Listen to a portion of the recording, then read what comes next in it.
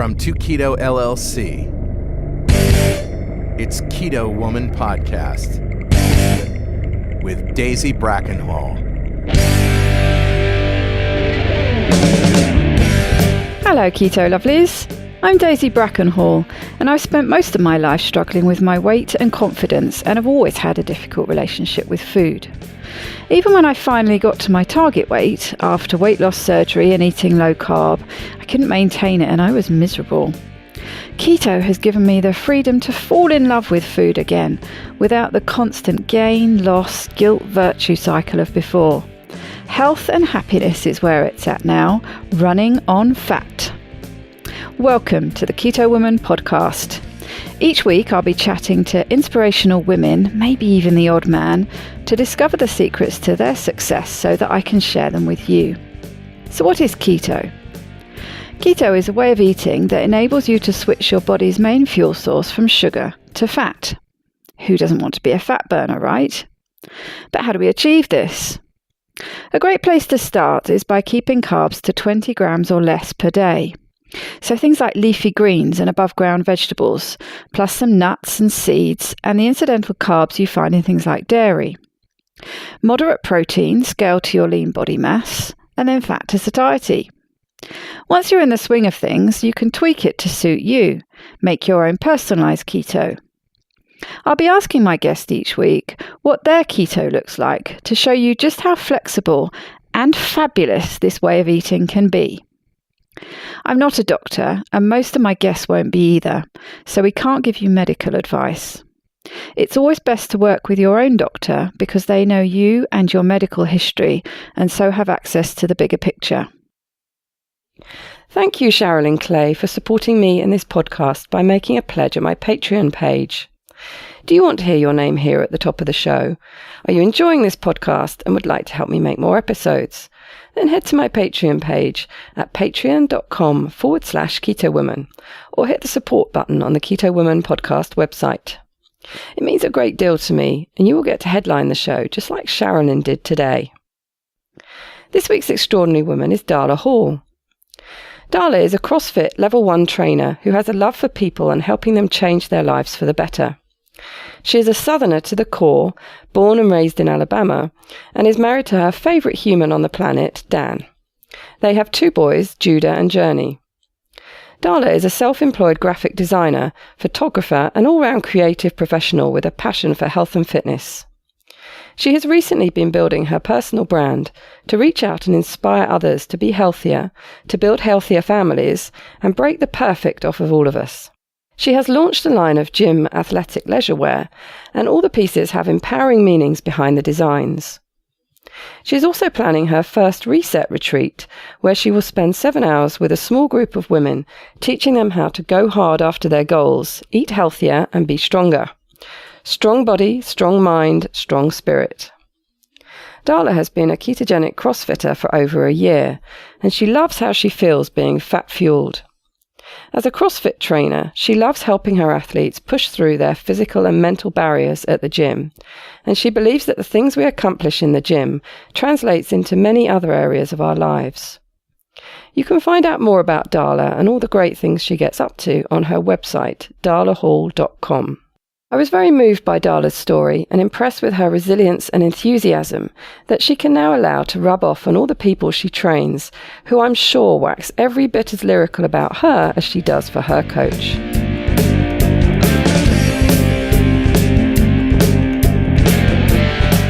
Welcome, Darla, to the Keto Woman Podcast. How are you doing today? I'm good. How are you?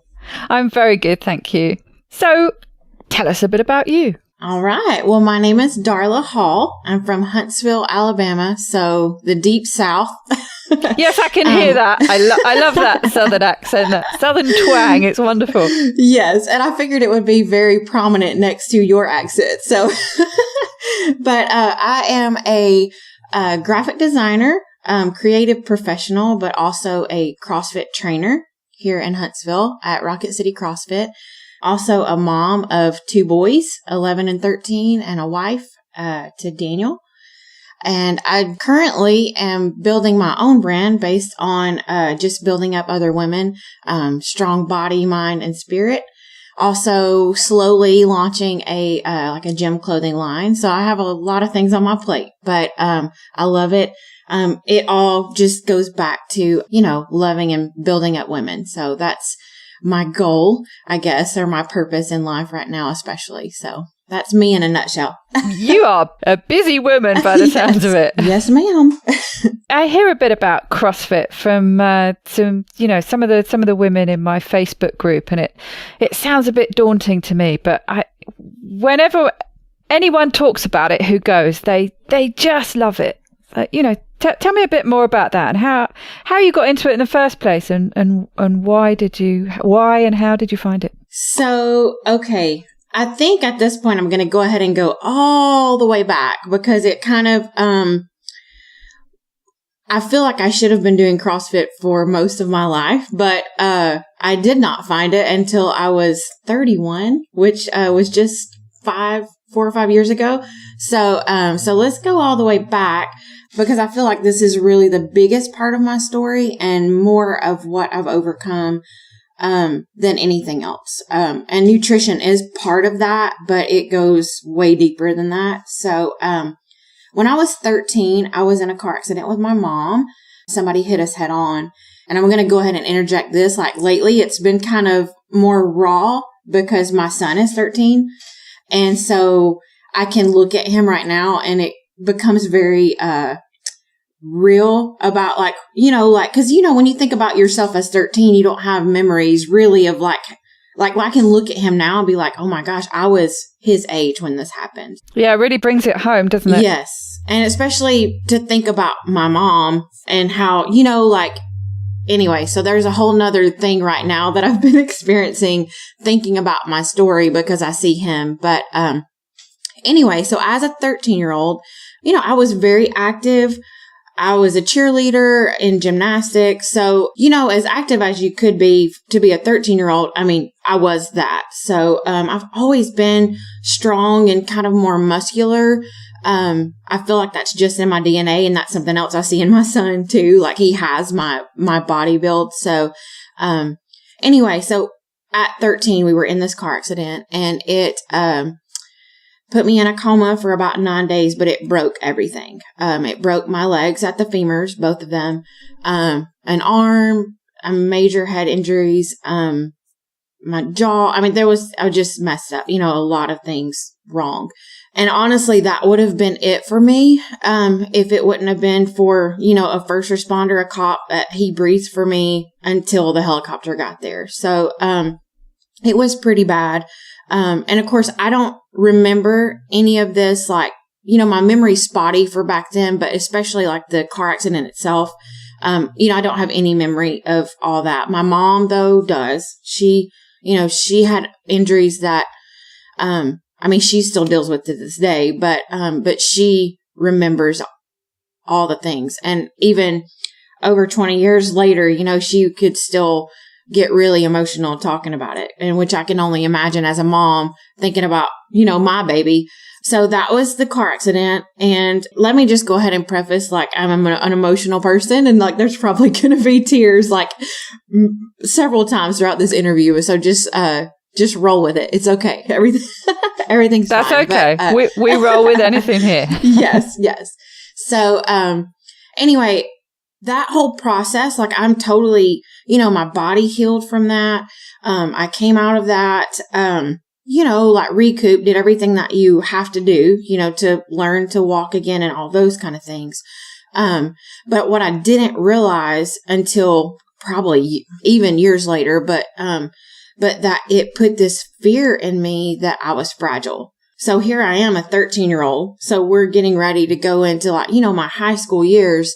And, remember I had said I was a cheerleader. So when you're a cheerleader, your next step is to go into junior varsity and varsity cheerleading. And that's where I was already learning in gymnastics, I was tumbling and backflips and all those kind of things. So now, I'm come out of this car accident, and even though I'm recovering, when I'm finally back to walking and, pretty much normal, I'm scared to even do a cartwheel or to get on my bicycle.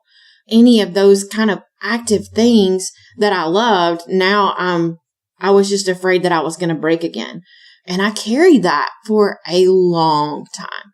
And I didn't even realize that was, I didn't know to pinpoint like, oh, that's where that's from. And then when you have parents who experience a trauma like that, like my mom's not going to push me to do things that I'm not comfortable because she's scared too. Like, let me tell you, she still like freaks out over seeing what I do in the gym now. And I'm 36. So, but so in that time, she wasn't going to push me to do something that I wasn't comfortable with. And when I talk about that, we're talking like I wanted to try out for the volleyball team because I'm a naturally competitive, like athletic person.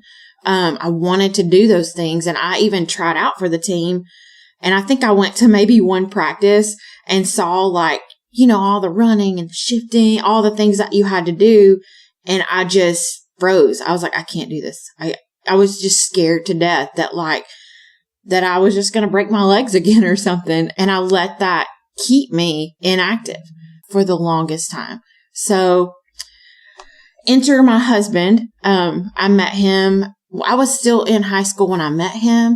And then, but he's 2 years younger than me. So when you're in high school and I'm like 17 and he's 15, we didn't start dating then. He was young enough that, I was kind of setting it up with my friend's younger sister and that kind of thing.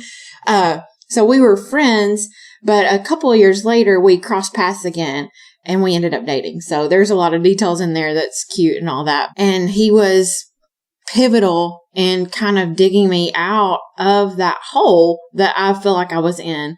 And I have to tell this story because it's just funny to me because I don't have any memory of it, but he tells it. And sometimes I do think this might be a little residual from the car accident. Sometimes I think that I have like little memory, issues that I'm like, I don't remember that at all. So I don't know if that's, from that head injury or if it's just literally, it was so traumatic for me that I pushed it out of my memory.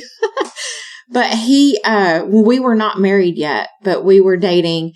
And now, mind you, we got married pretty young. So he turned 19 right after our wedding. And then, so I'm 2 years older than him. But this was before we got married. So he's probably 17 and, 17, 19, whatever. And he's going to take me on this little hike. He used to go caving with his friends. And so he wanted to take me to this place that was pretty local to where he lives. And it was not a hard hike, he says, but I broke down on him like halfway to the cave or something, like crying. He said I was like heaving for air and just sat down. It was like, I can't do it. You just go on without me and I'll wait here. And he laughed because he's like, I can't believe. He was like, I didn't know what to do. And I literally, like, I've tried so hard to remember, but I cannot remember this story. But I can only imagine what he was thinking at the time. I mean, because, we might have been engaged. I don't know, but probably, serious relationship, like definitely thinking about our future anyway. And he's like, what have I got myself into? But I tell that story because it just kind of maybe paints a picture of how unfit I was, how unhealthy I was, like, because this was probably like a walk through the grass. Like, this was not even like a trail, like climbing up a mountain or anything. This was like basic activity, but things that I haven't done because I was so scared. We're talking about, I wasn't jogging. There was no kind of really activity at that time other than just, normal walking around. I mean, I just didn't sit around on the couch all day, but, I didn't really work out, which is crazy because I've always had a love for it. Like, I always wanted, from the very beginning, as long as I can remember, like, I wanted to help people, but I just didn't feel like I could ever find my way myself. And how can you, guide somebody down a trail that you can't find for yourself? What jumps out to me actually is that, yeah, obviously you weren't having the level of activity that you were used to, but I don't know, something about the fact that you can't remember it, just comes together for me that yes, you were saying you you weren't as physically active and as fit as you were. But also it's that mental side of it, isn't it? I mean, that to me, that sitting down, I can't do this, you know, sort of having something that I'm sure just freaked him out, seeing you like that, is also is just the mental trauma coming up again, which to a certain extent might account for why you can't really remember it too much. And it's that it was not only this physical side, this mountain you had to climb, but it was the mental side at the same time, which just goes to show, I think, how important that is as well. It's not to be underestimated that you need to really properly process a trauma to be able to move forward. Yes. Well, I think there's so much in your mind and thoughts, and which I've been studying so much about that lately, about mindsets, because, you know, it's kind of like where I'm at right now. Like I can be at goal or whatever, but if my mind hasn't changed, I can be just as unhealthy, just as unhappy. You know, I'm just wearing a smaller pant size or whatever, but you know, it's all in your head. But I mean, true. I mean, that could have been a lot of it because it was just a lot of breaking down.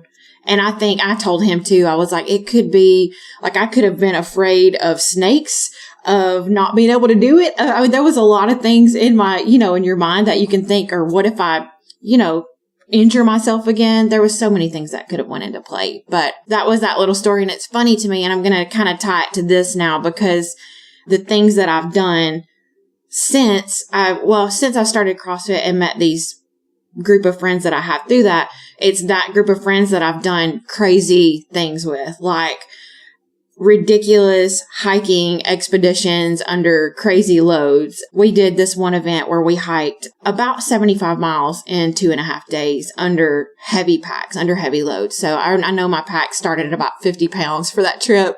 And it was actually kind of an event where we hiked, but we also had like mental challenges and physical challenges that we did in the process. So the fact that I would even do that or be able to do that, I think back to that story that Daniel tells me because it's such I don't know, I feel like it's even more than 180 story, like to look at what I can do now. Like I have to go back to that one spot and remember, like, that's where you came from, because it's really easy when I'm at this point in my life, when I'm working out all the time and I have different kinds of goals. I can get really caught up in not feeling like I'm doing enough based on my performance in the gym or how I eat, which is silly because I forget like how I used to not be able to do any of this stuff. And if I lose sight of that, then I get really caught up and stressed out about things that don't really matter, and like, oh, I didn't do as well as I wanted to on that workout, or I didn't eat perfectly keto today. That's going to throw over. I mean, things that ultimately I'm like, why am I getting stressed out over, not getting this score or not getting this many reps or, silly things.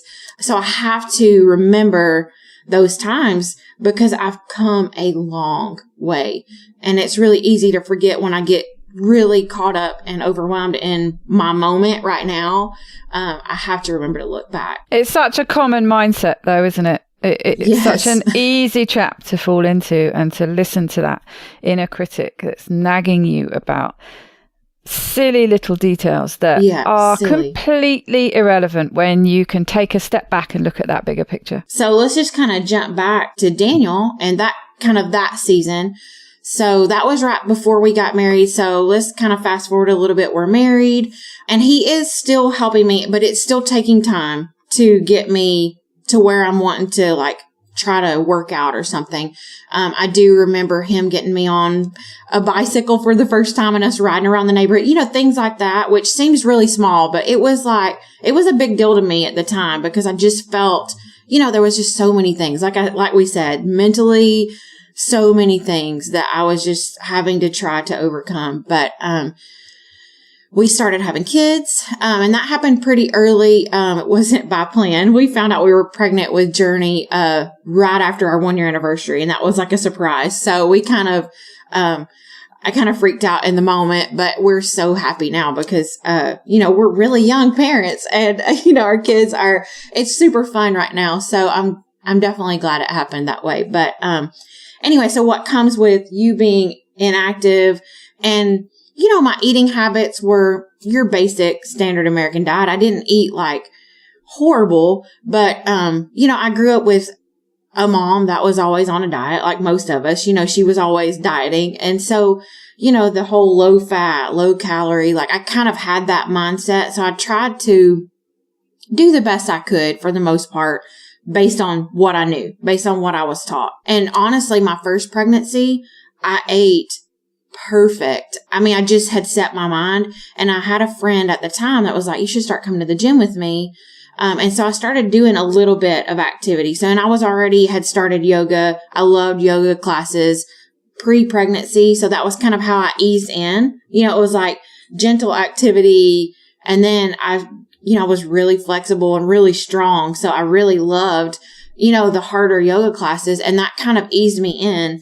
So I started doing some other classes because I just love being around people anyway. I love that whole group setting. So, I just kind of started dabbling in other group classes. And then as I got bigger in my pregnancy, I kind of moved over to the water aerobics with the little old ladies and stuff like that. But I really tried to focus on, honestly, I ate very clean and didn't really realize what I was doing, but I ate very clean through that whole pregnancy. I don't know that I had sugar or caffeine. I just read a lot of things about how to have the best pregnancy, and my body was very strong from doing yoga for almost, 6 months prior to being pregnant. I did not feel really pregnant until the very end of the pregnancy. I felt amazing. And it turns out that I must have kind of been losing weight while I was pregnant and not realizing it. I was eating well, but, cause I had gained 34 pounds with that pregnancy, but 10 days after I had him, I was down like 48 pounds. It was kind of freaky in a way, like that happened so quickly. But, I think that also played into, I had to have my gallbladder removed like at 6 weeks later. So I had some complications, which that's a whole nother story. But anyway, so that kind of started my activity back in, like when I was pregnant. And so once I had him, I just kind of eased back into, yoga and stuff like that. This was a very slow process. I can't even tell you guys, like, I was probably like 22 at this point. So we're still like trucking along really slow as far as the activity and stuff.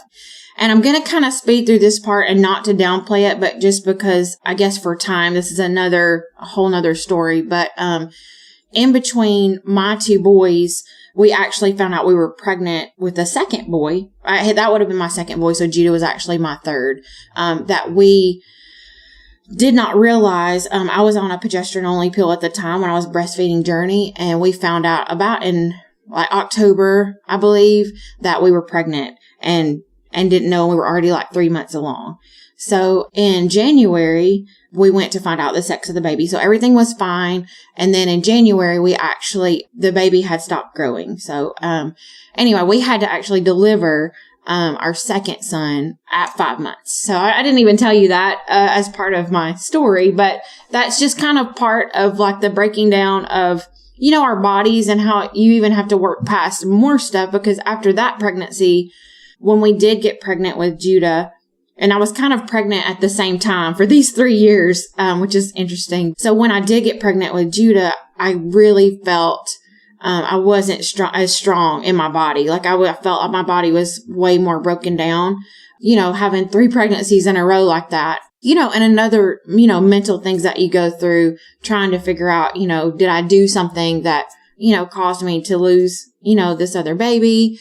So anyway, so once we had Judah, here I am now. I'm feeling like my body is probably at its weakest. Even though, totally happy, and I have an amazing husband. I can't even talk about him too much because I'll get like really teary, but he is everything. Super supportive through every season. My biggest fan. And I think that he saw where I sit now. I think he saw that from the beginning. So, he's always known that I was stronger than I thought I was. And so anyway, after we got through that season, I met some friends who were runners, and they wanted to sign up for some races and stuff like that. And I was apprehensive, to say the least, because I literally could not run for 30 seconds. But I was like, let's do this. Like, there were girls that looked like me. There were girls that were smaller than me. There were girls that were bigger than me, and everybody was doing it. So they were like, come on, let's just do a couch to 5K. Let's make a goal and, and do it. So that's what I did. I started one of those little podcasts, couch to 5K, and put it in my ears and just ran in my neighborhood. That's, and because the gym had kind of gotten a little farther away since I had kids, my schedule was, just like with every woman's season, like you have times where it fits and times where it doesn't seem to fit. And so at the time I had young kids. And so I was trying to figure out, how I could fit activity in. So I started running and I got pretty good at it. Amazingly, I did the couch to 5K and got to where I could actually jog, a 5K without having to walk. Now I wasn't like sprinting or anything, but I could do it. And that really started, encouraging me, like, oh my gosh, my legs work. Like, they're not going to just break down if I run on them. And I was pretty heavy at the time. I was probably about 200 pounds at the time. And I lost a little bit of weight when I started that activity, maybe 10 pounds at the most. But remember, I told you I was pretty athletic and always been pretty muscular. I think my body literally just like adjusted to the activity and was super happy there, because the more I ran, the more I liked it. And I got to where I was running, 4 miles, probably 4 times a week, and then a longer run occasionally on the weekends. And then I did a half marathon. That was just kind of a bucket list thing. I didn't love running so much that I want to do them all the time. But, it felt like a big deal. So I signed up for that and I did it. Like, I did the one in Nashville, which was actually pretty hard. It was kind of hilly, but I did it. And as soon as I did that, I was like, okay, like things were slowly starting to break down. Mentally, I was like, okay, like I can do more than I think that I can. So that was probably at about age 27 or so, 27 or 8. After that, I was like, I don't think I like running. And so I kind of dwindled down. I ran a little bit, but for the most part, I stopped doing that. I guess I was bored with it. I don't know. I hate running, honestly. Like I only run when I have to now. I try to ease it in when I can, but, like doing something by myself like that is just not me. Like, I said earlier, I'm a people person, and I do like to get out and just put a podcast in my ears and, jog or whatever for every now and then. But for the most part, like I love being with people. That's what I was going to say to you, actually. I could sense as you were saying that, that's why running wasn't a good fit for you, because you're a more of a group sport girl. Yes, a lot of people do enjoy running from that point of view. They like it because it's just them out on their own, working through some thoughts, maybe relieving some stress, listening to podcasts, listening to music. And that's why a lot of people like it. But I can see how it just wasn't really a good fit for you. It was a good thing to get you back active again and get you just another step along that journey of chipping away of some of the mental blocks you had. But I can see how it was never going to last for you. And I think too, making that goal, like I said, having that 5K, like, okay, here's something you can work for. We have a goal that we have to meet. And honestly, when I think about it now and the way I work out now, like everything is kind of goal related. And I guess that's the kind of things that push me, which can be good and bad sometimes, because having my competitive nature, sometimes it can be my downfall to push so hard and always feel like you fall short, because my expectations are always crazy high for myself. So anyway, after the running, I kind of let that go. And, I had kids, and at the time they were school age. So I wasn't necessarily back in the gym, but I started to do a lot of like, stuff at home, like DVD stuff. Just, I started having a desire to want to do more. I had several yoga DVDs that I liked, and Insanity and P90X, all that kind of stuff that people have heard of that I did here and there. And, I felt like I changed a little bit, but I still just couldn't get all the pieces right. I felt like I could get better I could do that workout better this time. I've been doing this for a month now, and I can tell that I'm getting better, but I couldn't get the fat off. I just couldn't get smaller. I couldn't lose the weight. I felt like everything I did, it felt backwards, Of course, like everything that I know now, I wish I would have known then, but it just wasn't time yet, I guess. But exactly. That's always the way. Yes. I struggled through that season of trying to figure out all the pieces. Like, do I need to eat more calories? Do I need to? And so I played with that a lot, but I still could not really get under 190 pounds. I was still a heavy girl. I knew I was strong. I knew I was muscular. And, but everybody says, I just have big bones. I'm just muscular. That's why I'm heavy. But I actually am. But in the time, when you're telling yourself that, you're like, I'm just saying this to make myself feel better. But, but at the time, I didn't know really how strong, I was, like the capabilities of my body and what my body composition actually was. But, I met these people I was doing some work for, and they were like, hey, have you ever heard of CrossFit? And, I was like, I think I've heard of it. I think I've seen it on, on something, videos or whatever. I was like, but I don't know. I kind of checked it out a little bit. It seemed kind of expensive, especially, for a family on a budget with young kids. And so I was like, I don't know if I can do that. I just don't know. I was like, I just don't know. When they were like, what if we, we'll pay for this fundamentals class just for you to check it out because we think that you'll love it. And I was like, okay. So I did our fundamentals class at Rocket City CrossFit. And for anybody that don't know, the fundamentals class just takes you through all the basic movements of CrossFit, like the air squat, the press movements, deadlift, and talks about what CrossFit is, talks a little bit about nutrition. It's just like an overview of CrossFit as a whole. It was like 6 classes, I believe, over the course of a month, 6 to 9 classes, something like that. And as soon as I walked in there and got through that first class, I knew that, that I was a lot weaker than I thought I was as far as like small movements, like the push up and the squat. Like I thought I had a good handle on some things, and I was like, nope, can't do that. Even hanging on the rig, like trying to hold my own body weight, just hanging from the pull-up bar. I mean, little things. And you're like, whew, I've got a long way to go. But still, I got in there and I knew like, this is it. This is what my body was made for. And not just that, but I wish I would have been doing this since I was a teenager. It's just, it just felt like home. And as by the time I finished fundamentals, I also knew that this is what I want to learn. This is what I need to be teaching. This is going to be the vehicle to help people. And I was hooked. And so I jumped in like with everything I had. I signed up. I started going as consistently as possible, which for me at the time was, about 3 classes a week, and then quickly moved to 4 classes, started seeing changes so fast as far as in my performance, my engine, my cardio, whatever. Sorry, I use engine. And some people were like, what is that? My metabolic conditioning, that kind of thing. So about a year in, my coach was like, hey, you're doing awesome.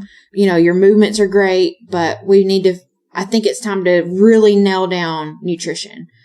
He was like, I think this is going to be exactly what you need to take you to the next level. We've got to, shed this fat. And this is how we're going to do it. So I had tried paleo, because once you join CrossFit, like in CrossFit land, you're either doing some version of like paleo or, counting macros, kind of like the zone diet. So I had played around with paleo and liked it and lost a few pounds, but, I didn't really stay consistent enough, I don't think, to really, say that it didn't work. I mean, it wasn't anything like that.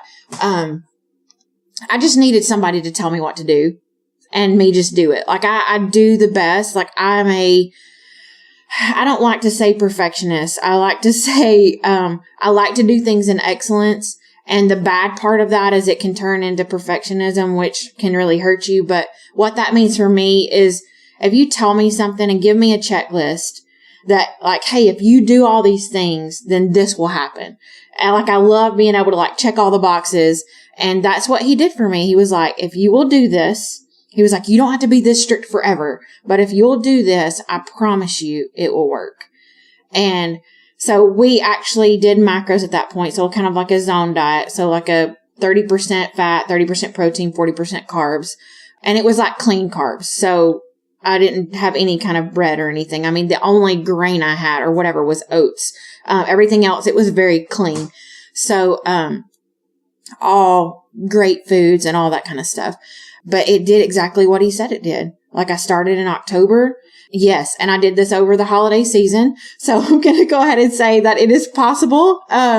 Like October, I kind of spent that month getting used to measuring things and count, like, cause I'd never really like used a digital scale and measured my food and all that. So that part stressed me out quite a bit. But, by the time I got to November, like I was locked in. And so I did this through November, December, like through the holiday season.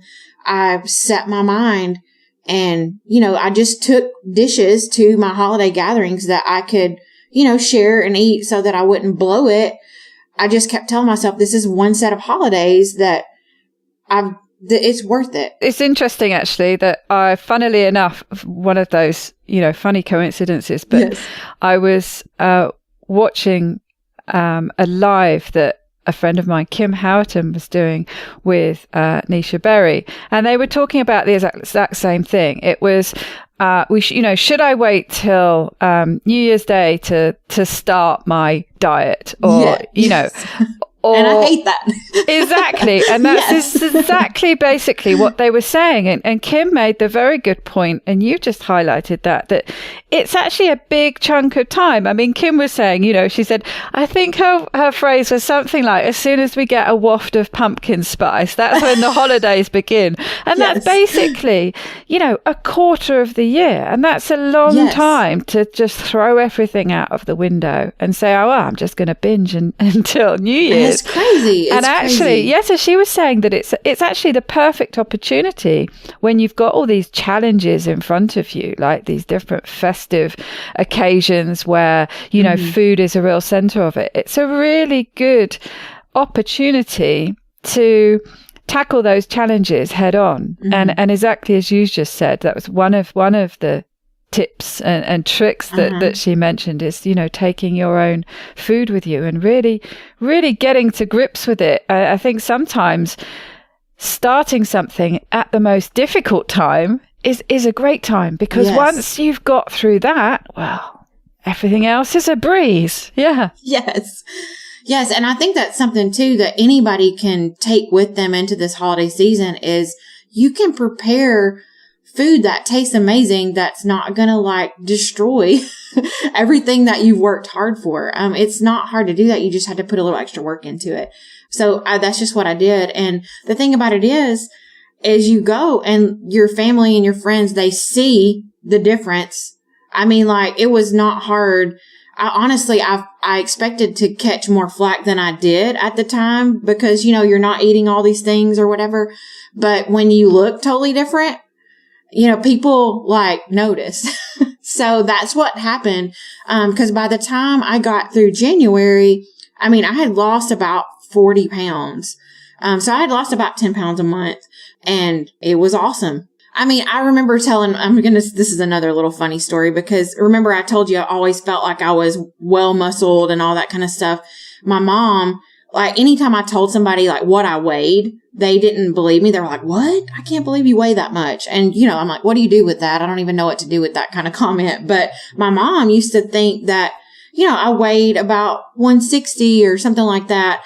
And I was like, oh my gosh, I would be so hot if I weighed 160, which is hilarious because that's about where I spend my time right now. I usually earn about 160 and very fit and I'm super happy at 160. But at the time, I guess people thought I looked that I weighed that, but I totally weighed more like 200 pounds. But it just shows you that you can't judge like somebody's body composition by the way they look by any means. Because some people would think that 160 is heavy and, whatever. Whatever you think, I'm strong. So I was like, I'm super happy about being able to, squat almost 300 pounds and be 160, whatever. Exactly. I can lift you up. Yes. I was like, I can pick you up. I don't care. So once I got to I'm going to call that goal, because that was really goal. Like, me and my coach think that I could be 150, but I don't know. We don't really know that. And I don't know that I want to work to get to that point, because I'm super happy where I am right now. But once we got to that point, I stayed eating, healthy and everything. But he approached me that year and he was like, hey, have you ever heard of keto?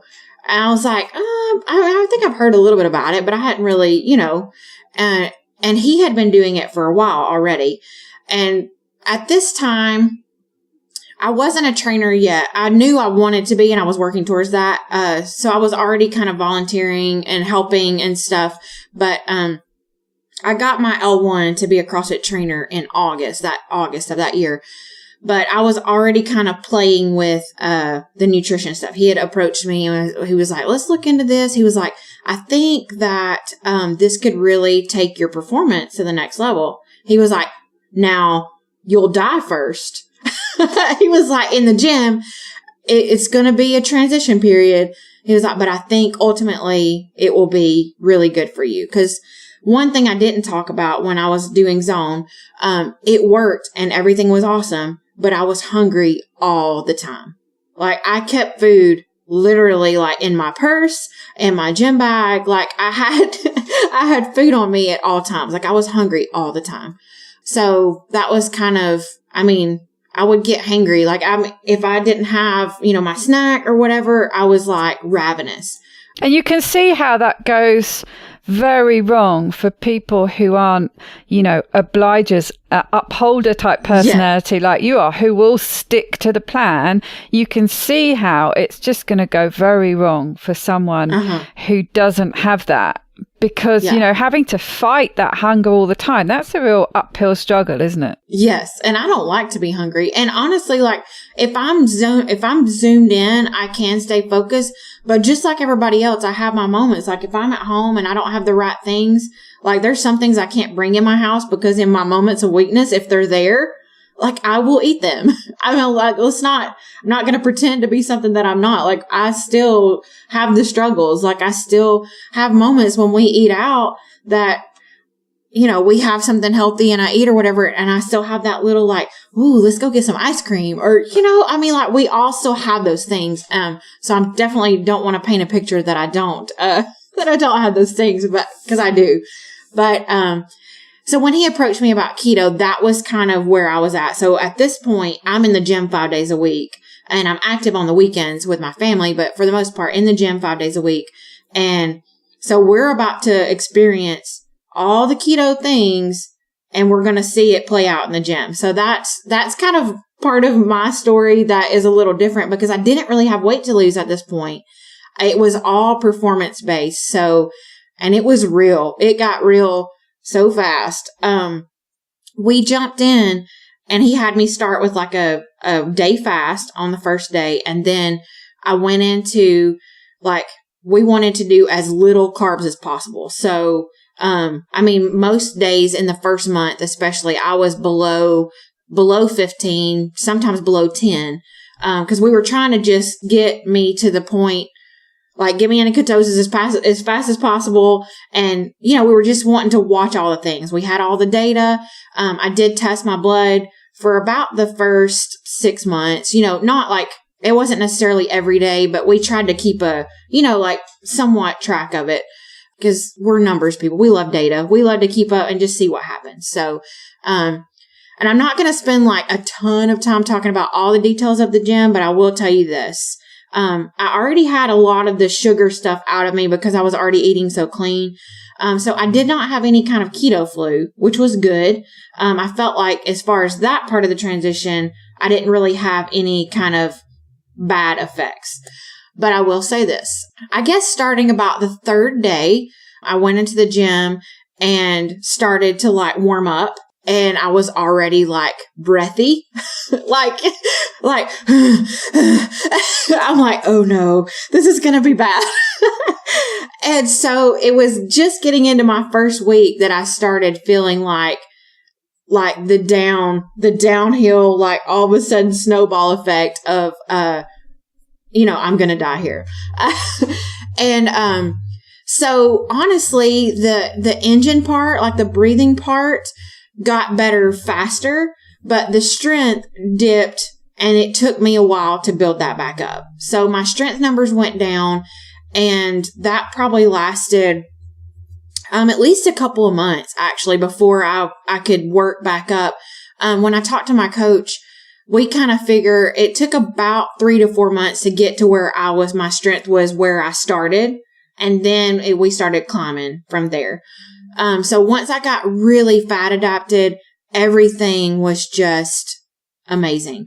The gym stuff was still hard. And even to this day, it still takes me a little longer to get, where before I was really good at quick, fast workouts where you just go hard really fast.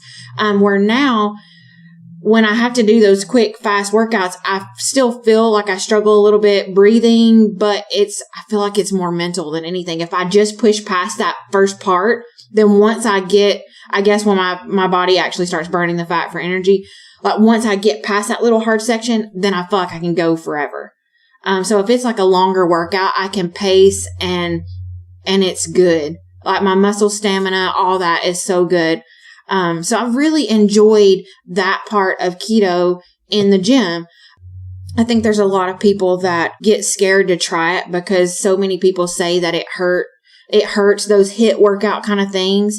And I think that you just have to be brave enough to experiment and see what works for your body and just try it.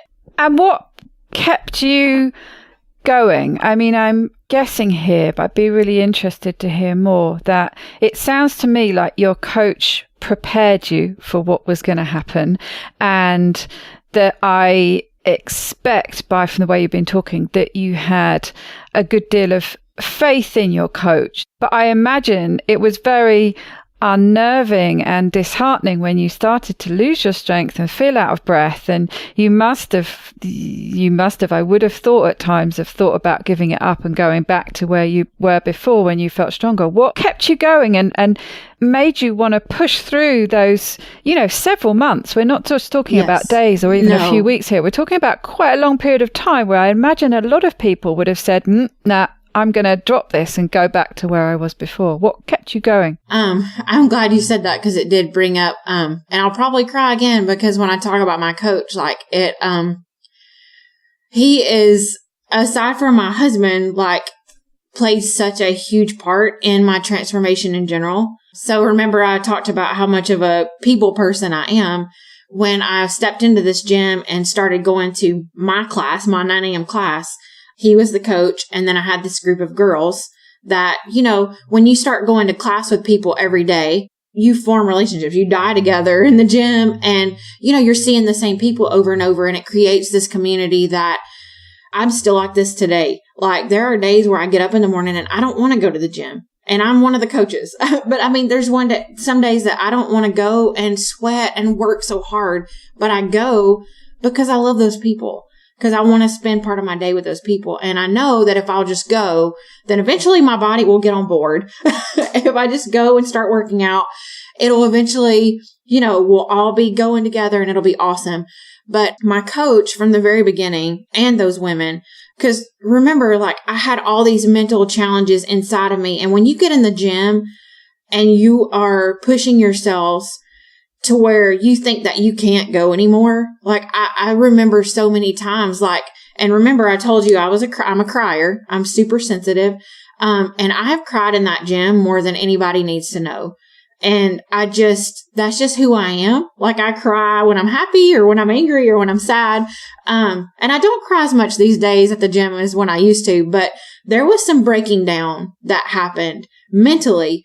There were several times that I would be doing wall balls or trying to do double unders or something, skills that I've learned over the process, over these 2 years or whatever, and just feel like I could not push any harder and just kind of break down. And then I have to literally stop myself and say, get up, keep going. You can cry, but you can't quit. So that became my mantra. And And my coach saw that early on, that fight in me, and he pushed me hard. And if somebody looked in on us, like, they might think that he was being mean to me sometimes, but he wasn't. Like, I think he just saw so much that I didn't even know was there. And so he pushed me, all through this process. So we're not just talking about keto stuff. This was a relationship that was forged over, 2 years of him watching me every day fight through, just hard. I was at the bottom of the scoreboard all the time. So in CrossFit, we have a whiteboard and everybody's scores go up. Like, I was at the bottom all the time. And, I would have never thought, like, now, like, I'm one of the top ones all the time. Like I have to remind my athletes that didn't know me before, like, guys, like, let me show you my pictures. Let me show you, like, I was at the bottom all the time, always at the bottom. And you see me, what I am now, and you see how hard I work now, but, like, I didn't start here. Like, I couldn't do pull-ups. I couldn't do double unders. I couldn't hang from the rig and lift my knees up. Like, there was so much I could not do. And they see what I can do now. And I don't ever, like I said before, I don't ever want to forget, like, where I came from. So all those things built me up to this point. So yes, I trust my coach and I would do whatever he said. And he told me, like, it was going to be hard. And he just reminded me that this was about the long game. This was not about something that's going to happen fast. This was about, we're changing my whole metabolic system here. This is going to take a process. It's going to be time, but ultimately he thought that it would be the best for me. So that's all I needed.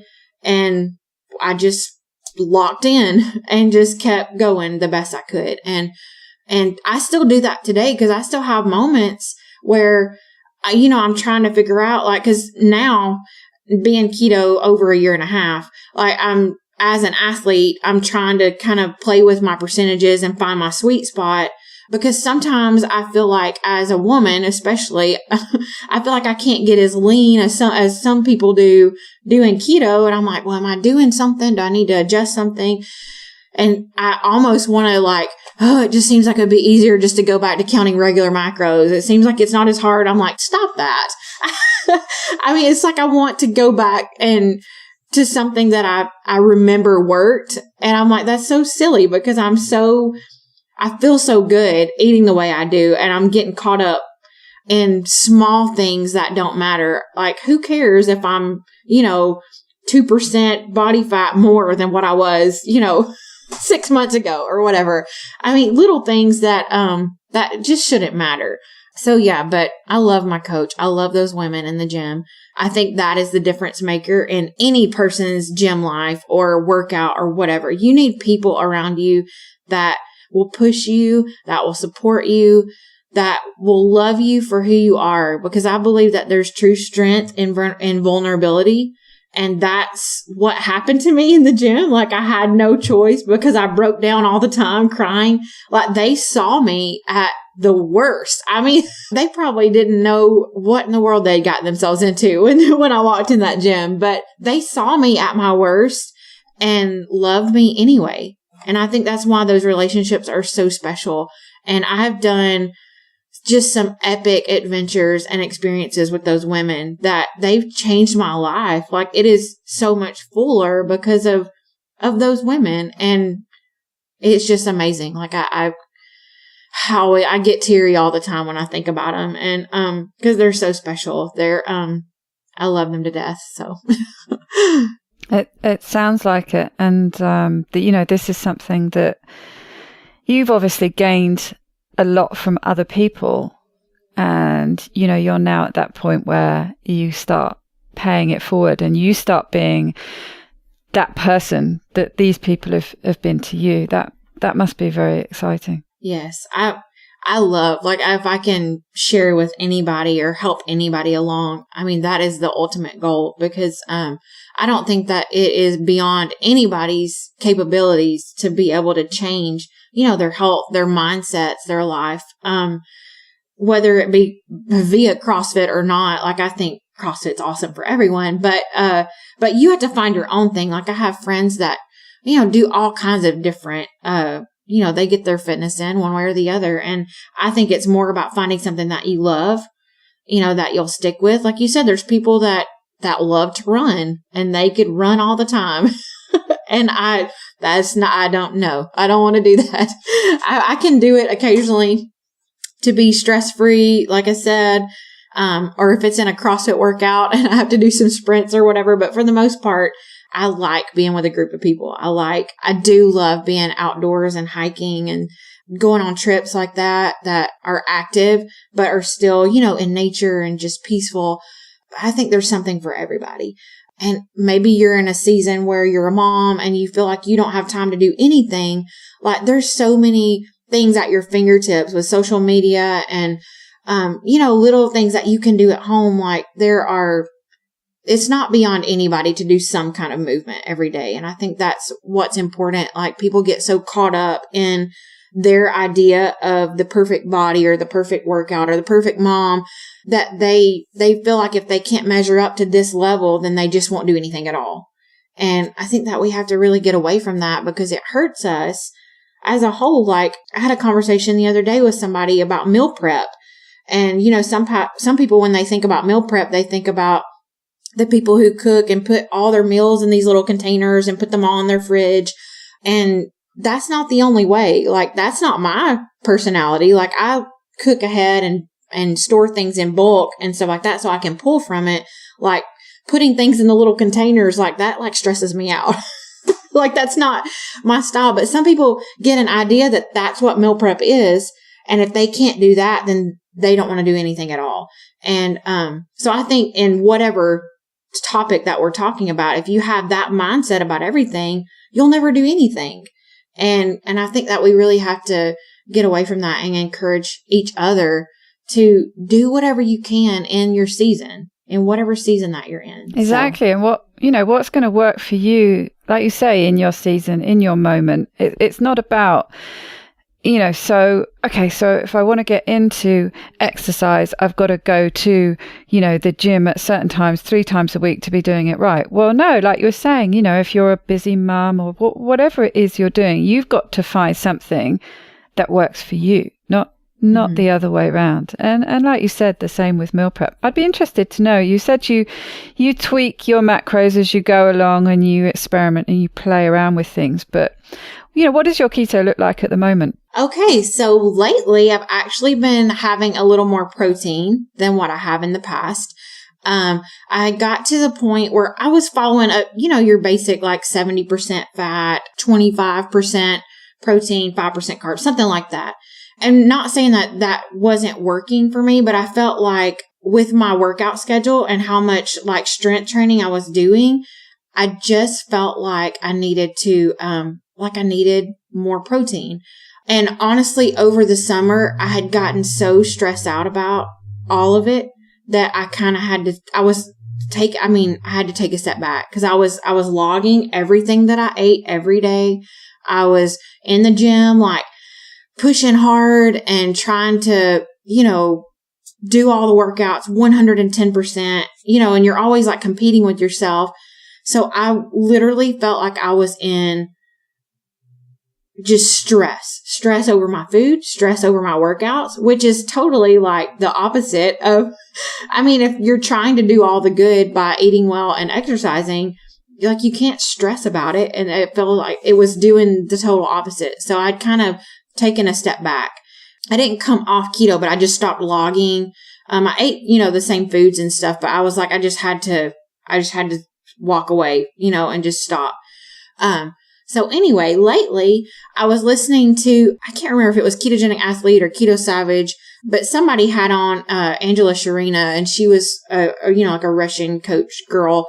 And she was talking about her keto and, she's in the gym a lot. And I think I think she does not necessarily like bodybuilding competitions, but kind of like, fitness model competitions kind of deal. And, she was talking about her higher protein, and she does it all with just real food. So she doesn't do any kind of bars or shakes or anything like that. It was like she does higher protein, but it's all real food. And anyway, as I listened to her, it was just intriguing me. And I was like, you know what? I said, like, I think I'm going to reach out to her and just ask her some questions. And so that's what I did. So we've kind of been talking back and forth. So lately I have been doing more of like 130 to 140 grams of protein. So that's going to put me more at about the 55 to 60% fat range. So, my carbs are still pretty low, usually around 20 to 30 maybe for my carbs. But I'm trying to do all real foods. So no sweeteners, and I've cut out dairy. We've just been kind of doing this experiment to see what happens. So I felt really good doing this, and I feel like I feel leaner. So even in my arms and stuff. So we'll see. I'm going to do another body comp in a couple of weeks, but, just to to give you a better picture, you asked what my keto day looks like. So I always have coffee in the morning. I don't really do bulletproof. I do some collagen in it. I was for a time putting heavy cream, but since like for the past month, I've been doing no dairy. I'll do like a little bit of coconut milk or coconut almond blend milk, something like that. But I do use collagen every day. It's just something, good for your joints and hair and nails, all that kind of stuff. So that is part of my daily regimen. Coffee is all I do before the gym. So then I work out, and then my lunch is usually, like eggs and bacon. Like I love breakfast food. I could eat it like me too. All the time. Yeah. All the time. So a lot of times my lunch will be like 3 eggs, some avocado, a few slices of bacon. If I did like burgers the night before, because a lot of times when I do burgers, I'll do like 2 pounds of meat so that we have plenty to eat and then plenty to put in the fridge. So if I've done that the night before, which I actually did a couple of nights ago, so I've had burger patties. So if I have that on hand, then I might do that for lunch with like some spinach, some avocado. I'm super simple in my food. Like I don't make a ton of recipes. Occasionally I'll make like some sausage balls, like keto sausage balls. Or I might make like some, flourless, like pumpkin muffins that the boys like, that are low carb keto. But for the most part, I'm very simple. I like to just keep it easy. Like if we do a taco night, I'll do taco meat over, spinach and avocado. I love avocado, obviously. I've said that like 3 But, eggs. I love eggs. I eat a lot of eggs. So I'm just super simple. I don't like to complicate things. If I try a recipe, most of the time it's going to be for some kind of party. If I need like a good party food. Yeah, that's what my day looks like. I try to do somewhat intermittent fasting or time restricted eating. So I try to have, all my eating done before 6 o'clock, sometimes 5 o'clock, just depending on, what my schedule is like. But I really try to not eat late just for all the circadian rhythm stuff. I've been researching a lot of that too. So that's always interesting to me. But that's what my day looks like for the most part. Perfect. And where can people find you? It sounds like, people can find you locally, but online as well. Just tell us how people can get hold of you. Yeah. Well, my website's darlahall.com, which also, my Instagram is Darla Hall at Darla Hall. So I'm sure you'll put this in the show notes, but if you go to my website, you can connect to me. I have a Facebook page as well. It's at Strong Darla. I mean, I would love to hear from anybody. If you need help figuring out, nutrition or whatever, I'm not a nutritionist, but I've learned a lot in my journey. So, there might just be some things that I can help you troubleshoot, but just with motivation and inspiration. I mean, follow me. I try to be as authentic and real and just as open as I can, when I post on Instagram. And as far as my clothing line, everything that I've put out so far, which is not a whole lot, but my Strong shirts, and then my newest one the design is Endurance Athlete. Every design has a meaning. And so if you look at my social media, you'll see all that, but nothing is what it seems. So Strong means so much more than what you would think that strong means. And Endurance Athlete is so much more than what it seems. Like I actually have that tattoo on my back. It's Endurance Athlete in like a type font. And I got that after I did the half marathon, but it had nothing to do with that really. It was about not quitting. And at the time I was still heavy, but I knew that who I'm sitting here as today was in there, and I knew I was going to get there. And that was more about what that tattoo meant. And so now, like, that's my newest design for my shirts, and sports bras. I've got a couple of things. That's what that's about. And so every design that I put out is really just ties back to being able to uplift people where you're at, to be able to, grab a hold of everything that's inside of you and who you were created to be, because there's nobody that can be you. Like, if you're trying to be somebody else, you're stripping the world of, the voice that you have and the people that need to hear your story. So that's what I really want to encourage just by my life. So I don't feel like I'm much of anybody. I'm not a doctor or anything like that. I'm just a regular girl. But I just want to reach out to whoever will hear me, because I know there's people that need to know, like, don't quit. It doesn't matter how hard it is. Just keep pushing. Find people that are around you that love you and spend time with them. I mean, that's what enriches your life, is the people that's around you. And I think that, you can get so bogged down with life. Like, your first thing that you want to do sometimes is kind of isolate yourself. And, some people get mopey, but what you really need to do is be strong and be vulnerable. And it takes strength to do that, to open up to people and let them in. But that's how you can really grow. So, yeah, that's me. Absolutely. I love that. I love that there's, a story behind everything that you do, and that you're willing to potentially lay yourself open, be vulnerable, to share that and help others. So, I'd love to round up the show today with a top tip from you to our listeners. Yes. So my top tip would be to break the perfect off of yourself. So just like I referred to earlier, is this summer when I was getting so stressed about my eating not being perfect, or me not measuring up in the gym the way that I thought that I should. That's a mental thing, because it's silly that I could get upset at myself for going to the gym every day and not hitting some mark, whatever that was. Same thing with my food. I was eating healthy every day, but feeling stressed that I wasn't doing something, that this percentage was off, or, whatever. But that can go for anything in your life, like whatever goal that you may have, or like, you have to be able to have a little grace, like give yourself a little grace. Nobody grows through toxic stress. I think if anything else, that you have to take better care of yourself. You have to put yourself first sometimes. That's not meaning that you have to be selfish, but you have to care for yourself. Like, we're constantly pouring out. I mean, like I have kids, I have a husband, I have a job, I have, so many things. I have athletes that I want to pour good things out to them. But if I'm not keeping myself full, then I'm not going to have anything to pour. And so I think part of that is not feeling like I have to be perfect all the time, because nobody's perfect. I mean, and I don't want to paint that picture even on Instagram. I've had somebody tell me the other day, your life looks so amazing. I'm like, what? I try to be as real as I can. Yes, I'm going to show you some pretty pictures because we've had some cool trips lately, but for the most part, I want you to see all the things, because we definitely do not have it all together. I wish you could see, I'm sitting at a desk and everything's a mess everywhere around me right now. But if you find the right angle, it can look pretty, but that's just not real life. We live here. So, but anyway, that's my tip, is to break perfect off of your life. Fantastic. Well, it's been a great pleasure talking to you today. Thank you for sharing your story. Thank you, Daisy. Anytime. I love talking to you too.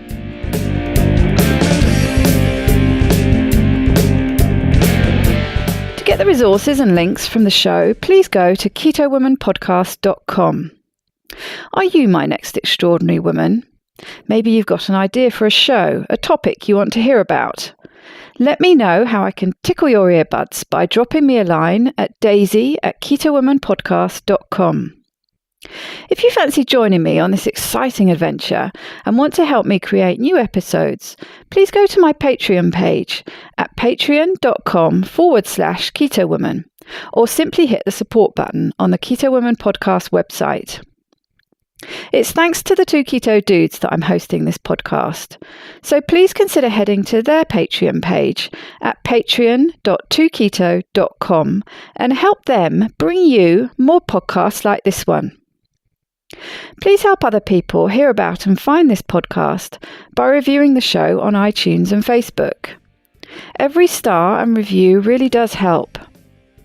It doesn't go unnoticed by me, the people who regularly like, share and comment on my posts. Your support means the world to me. Thank you.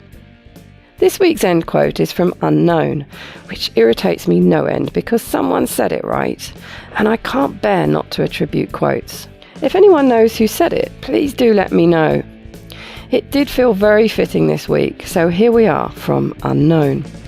You need to ignore what everyone else is doing and achieving. Your life is about breaking your own limits and outgrowing yourself to live your best life. You are not in competition with anyone else. Plan to outdo your past, not other people. Bye-bye, Keto Lovelies.